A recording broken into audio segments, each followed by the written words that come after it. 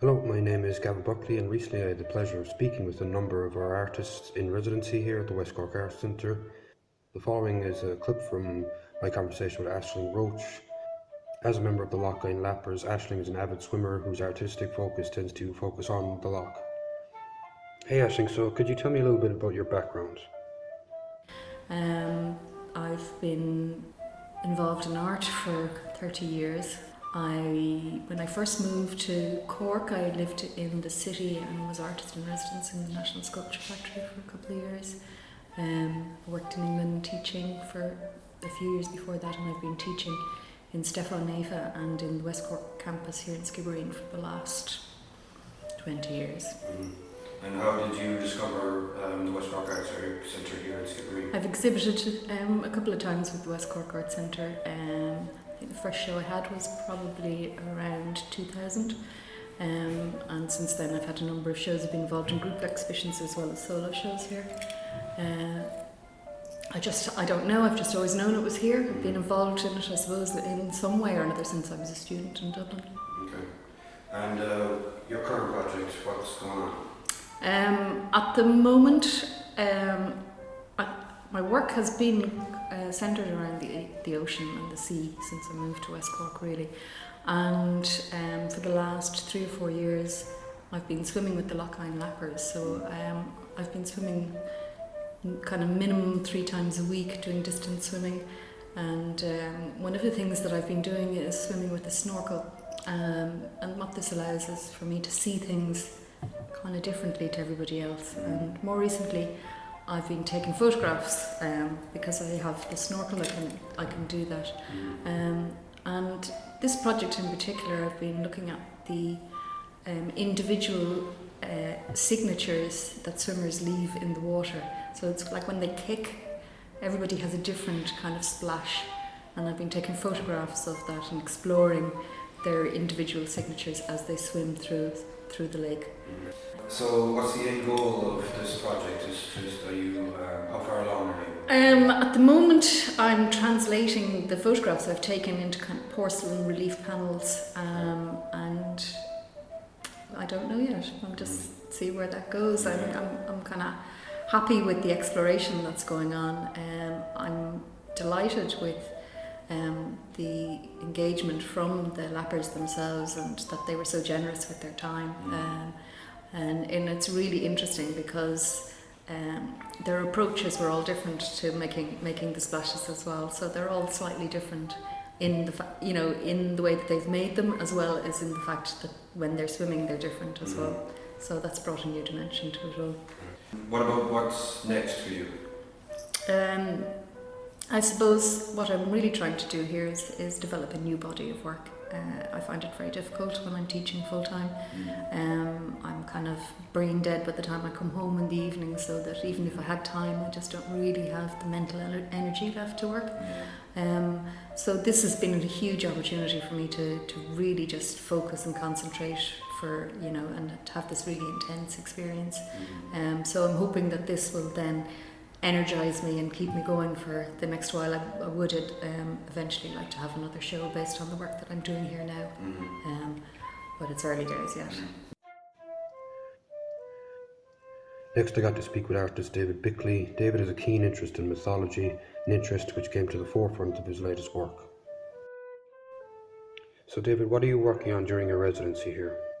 So this piece, which is called Threads, it's a journey along the River Uillinn that somebody takes, or the audience take, really.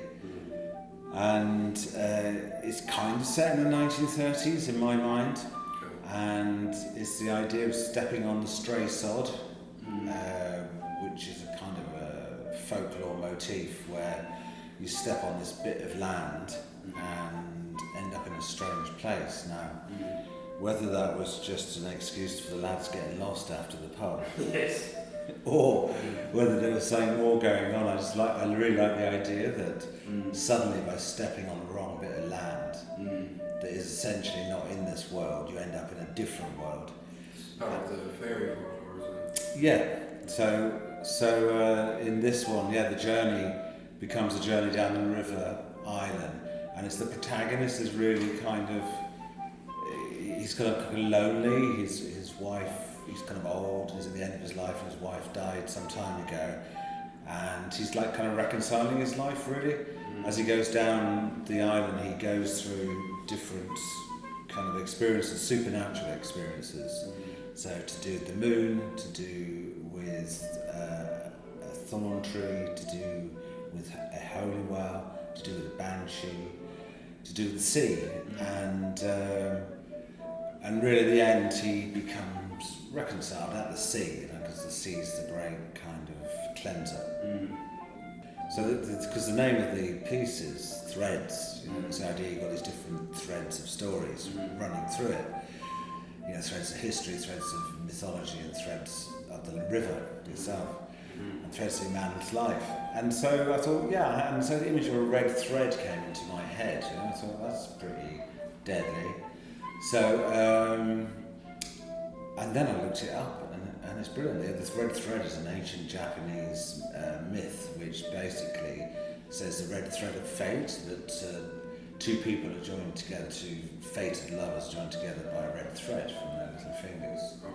And it doesn't matter how entangled that thread becomes, they're still connected, it's unbreakable. I thought, well, that kind of works, as he's going to find his wife along this journey. And also the red thread is the same red thread that Ariadne used in the Minotaurs, the Minotaur in the labyrinth. The Daedalus, I think, is the hero who she puts it down for him to follow. So again, the idea of going through a maze, which is kind of mythology, is a maze. And in fact, there was a book written a couple of years ago, I can't remember the author, but it was called The Red Thread, and it was the idea that if you followed the red thread through mythology, it was the only way to understand the complexity of mythology. I mean, that's a Japanese legend of the red thread, but that immediately, I imagine that means something to you. When you say it, you go, oh yeah, that makes sense. So by using them in a film work like this, in an installation, people connect at a very deep level, and they're immediately part of the story. So that's the good thing about having this place. You see, I've got a really great studio at home, and I thought, why am I coming all the way down here to Skibbereen? It's not that far, but why am I coming down and bringing all my stuff out of my studio? It could be my studio. It's actually because you've got the space around you. You've got the physical space where you can move things around, plug things in different ways, try things out, which you wouldn't really do at home.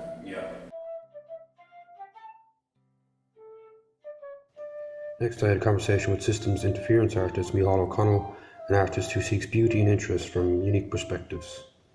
Micheál O'Connell, what are you getting up to now that you're here? So the first thing I did as part of this residency was I had this idea in my head that I'm going to try and avoid being seduced by the beautiful landscape and the Atlantic and all of the wonderful things that kind of attract people to West Cork and sort of.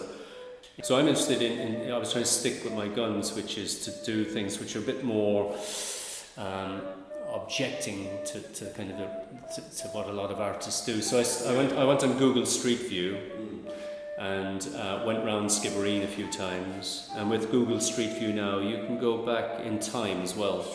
So there are two snapshots, one from 2009 and one from 2011. So the vehicle drove around Skibbereen on both those dates. And I decided, and I know there are lots of artists that have worked with Google Street View, Michael Wolff, Mishka Henner, famously, people like Jenny Odell in California, and other characters have done very interesting projects in Street View, especially when it was new, which it isn't anymore.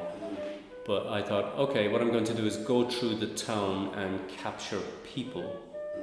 But Google Street View, of course, blurs faces, because that was seen as an invasion of privacy. And secondly, the images by their nature are going to be poor quality, pixelated images. If I crop a small section of an image from the Street View image, so I was picking people that I saw walking up and down the streets around here, around the Arts Centre. As the camera drives down the street, or as the car drives down the street with the camera on top, you find the same person gets captured about 4 or 5 or 6 times, once from in front, once. And because the camera on top of the car is quite a novel thing and new, people look at this camera in the way that they did with early photography. If you go over to the supermarket there, you'll see a historical black and white photograph of Skibbereen, and everyone's looking at the camera at this strange device. But these people, as you can see, these prints on the wall.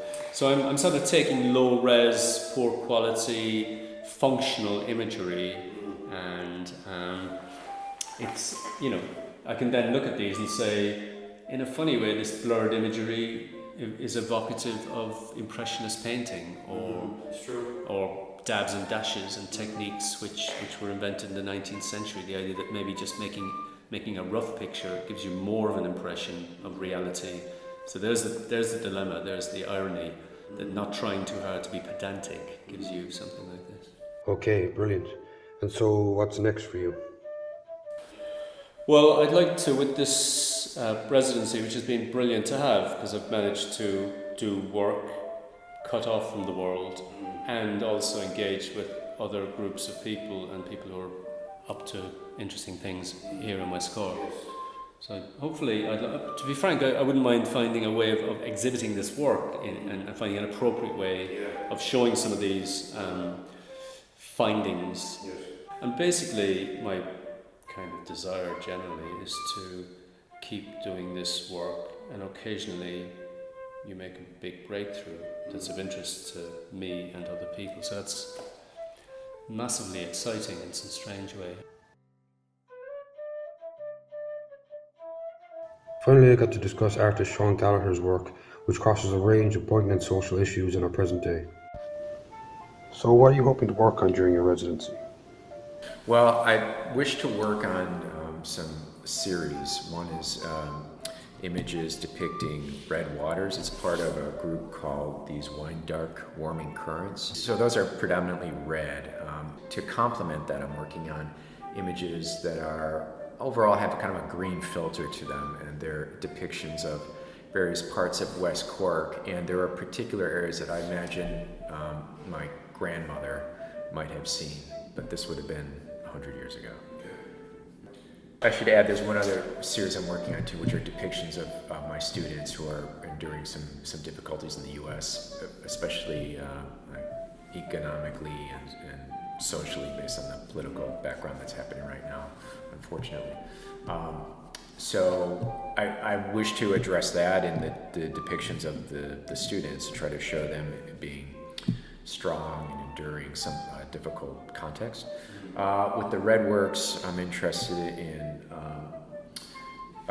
climate change because the heat that's being absorbed on the planet is predominantly stronger in the water than it is on land. So I was imagining more of a symbolic depiction of a warm color within the waves. So that, but I don't want to restrict it to only that, because it could be something internal like passion. Whereas the green ones, I'm more interested in creating a subjective color scheme to show the beauty of the area, but without real reference to anything of modernity, because my grandmother had seen it.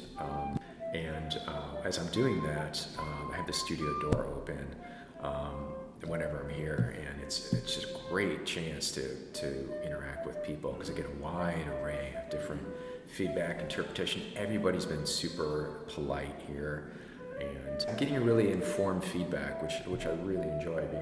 I think that makes this place rather special. I'm just very impressed with the offerings and the building itself, and the people here are fantastic. They're super welcoming. I'd like to give a huge thank you to all of the artists for sharing their time with me. If you or anyone you know are interested in learning more about these artists or the work, or if you or anyone you know are interested in residency yourself, please call us on 028 22090 or email us at info@westcorkartscentre.com. Thank you. Uillinn West Cork Arts Centre would like to acknowledge the support of the Arts Council, Cork County Council and the Department of Social Protection in the making of this podcast. Music performed by Ruby Kazaniga and produced by the West Cork Arts Centre.